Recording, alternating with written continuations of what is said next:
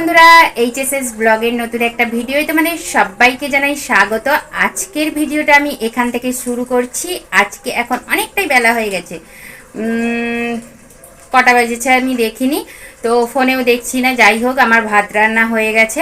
এখন কটা বাজবে? 11টা, 11:30 হবে। তো যাই হোক, এখন থেকে আমার ব্লগটা স্টার্ট করছি। তোমরা আমার সঙ্গে থাকো, সাথে থাকো। আর এখন আমার ভাত রান্না হয়ে গেছে, আর এবার কি কি রান্না করব না করব সবটাই তোমাদের দেখাতে থাকবো। তোমরা আমার সঙ্গে থাকো। আর আজকে প্রচণ্ড গরম পড়েছে। আজকে কেন, রোজই পড়ছে, মানে প্রচুর গরম পড়ছে।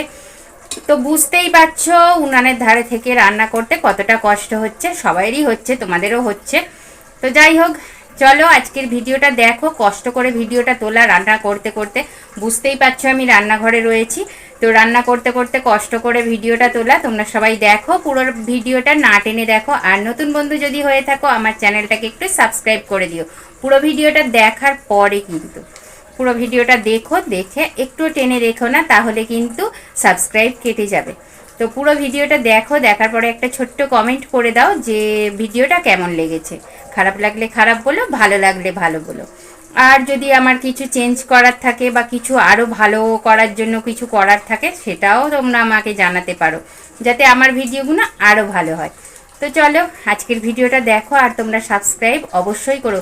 আর হ্যাঁ, নতুন পুরনো সব বন্ধুকে বলবো, যারা এখনও লাইক দাওনি, প্লিজ একটা লাইক দিয়ে দেখা শুরু করো। লাইক দিয়ে সবাইয়ের ভিডিও দেখা স্টার্ট করতে হয়, তবেই বন্ধুত্ব থাকে। তো চলো ভিডিওটা দেখো কি কি রান্না করছি। আর না, চলো দেখাতে দেখাতেই বলবো। আজকে ছেলে টিফিন বেলায় বলেছিল যে একটু সুজি খাবে। তো যাই হোক, সুজিটাও একা খাবে কেন, আমরাও একটু একটু খাই, সেই ভেবে সুজিটা বসালাম। তো সুজিটা হালকা ভেজে নিয়ে দুধ দিয়ে করেছিলাম, আর সুজিটা অলরেডি আমার হয়েও গেছে।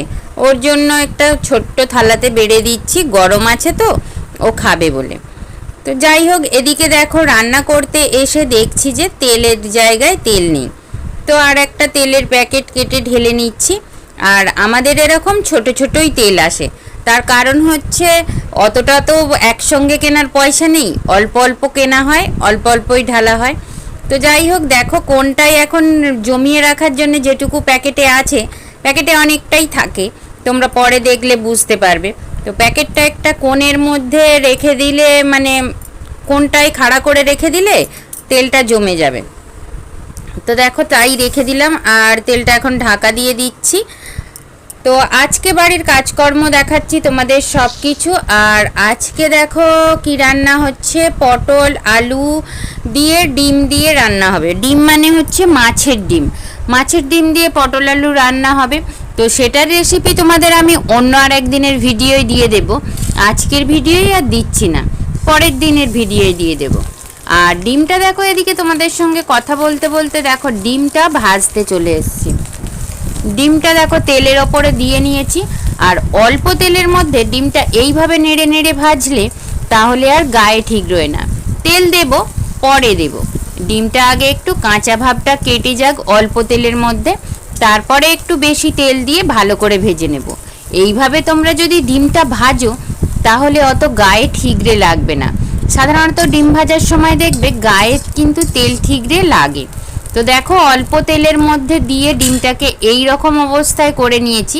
আর আজকে ঝুড়ো ঝুড়ো করছি, তার কারণ হচ্ছে ওই যে পটলের তরকারিটা করব, যার জন্য ডিমটা এতটা ঝুড়ো করছি।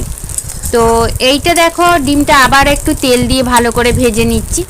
আর তোমরা চাইলে আরও তেল দিতে পারো, কেননা আমাদের তো অল্প তেল খাওয়ার কথা তোমাদের দাদা ভাইয়ের জন্য, তোমরা সবাই জানো, আমি প্রত্যেক ভিডিওয় বলে থাকি।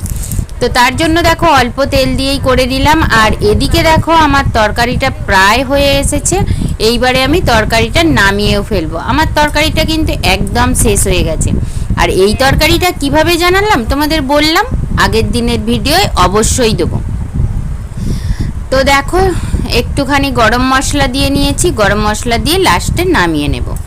তো এইভাবেই তরকারিটা করেছি। আর তোমরা বন্ধুরা যারা দেখছো এখনো পর্যন্ত একবারও স্কিপ করোনি, মানে টেনে দেখোনি, তাদের জন্য জানাই অসংখ্য ধন্যবাদ। আমার তরকারিটা এখন হয়েই গেছে। আর এদিকে আরও একটু ডিম ছিল, ওটা তো করেছি ডিম দিয়ে পটলের তরকারি। আরও একটু ডিম ছিল, সেটাকে ভেজে বড়া করব।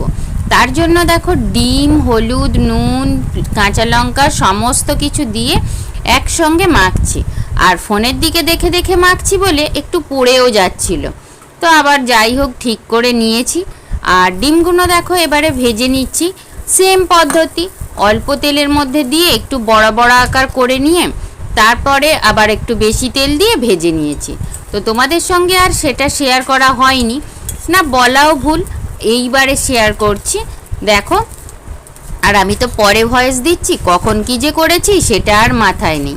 আর এই দেখো বড়াগুলো ভেজে নিয়েছি, আর এবারে এর মধ্যে আরও একটু তেল দিয়ে ভেজে নেব। আর দেখো প্যাকেটটার মধ্যে কতটা তেল জমেছিল, তো দেখো অনেকটাই তেল জমেছিল, তোমরা দেখেই বুঝতে পারছো প্যাকেটটার কোনায় কতটা তেল জমেছিল। তো অনেকক্ষণ পরে তো বেশ ভালোই জমে গিয়েছিল, আর তেলটাকে ঢেলে নিয়েছি বড়ার মধ্যে। দেখো ভালো মতো করে তেল দিয়ে এবার ভালোভাবে ভেজে নেব।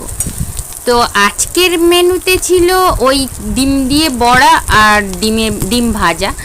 আর কেননা হচ্ছে আর এদিকে ভাত বাড়ছি, দেখো ভাত, ডিমের বড়া আর ডিমের তরকারি, পটল দিয়ে তরকারি আর ডাল, এটাই হয়েছে আজকের খাওয়া দাওয়া। আর অন্য কিছু আজকে আর করিনি, আজকে আর মাছ টাছ কিনিনি, কেননা ডিমটা চিংড়ি মাছ কিনলে ছেলে খায় না, তো ভাবলাম ওই জন্য ডিমটাই কিনে, ডিম দিয়ে তাহলে ছেলে ভাত খেতে পারবে। আর চিংড়ি মাছ কিনলে কি হয়, ওর জন্য আবার এমনি মুরগির ডিম নিতে হয়, তবে ও ভাত খেতে পারে, না হলে খেতে পারে না। তো চলো আজকের ভিডিওটা দেখো আর আমার সঙ্গে থাকো। তো বন্ধুরা, এতক্ষণ ভিডিওটা তোমরা দেখলে কেমন লেগেছে অবশ্যই কমেন্টের মাধ্যমে জানিও। আর আজকে বেশি ভিডিওটা বাড়াচ্ছি না, আর তোমরা যারা পুরো ভিডিওটা দেখলে অসংখ্য ধন্যবাদ। তোমরা এইভাবে আমার সাথে থাকো, পাশে থাকো। নতুন বন্ধু হয়ে থাকলে আমার চ্যানেলের সদস্য হয়ে যেও, মানে আমায় সাবস্ক্রাইব করো, পাশের বেল বাটনটা অবশ্যই প্রেস করো, যাতে আমার ভিডিওগুলো তোমাদের কাছে সবার আগে পৌঁছায়। তো চলো আজকের মতো এইটুকুই, আর লাইক কমেন্ট শেয়ার করে যেতে একদম ভুলো না। আর ভিডিওটা কেমন লেগেছে এই কমেন্টে কিন্তু বলো, আর অন্য কোনো কথা বলো না। তো চলো আজকের মতো এইটুকুই, টাটা, শুভরাত্রি।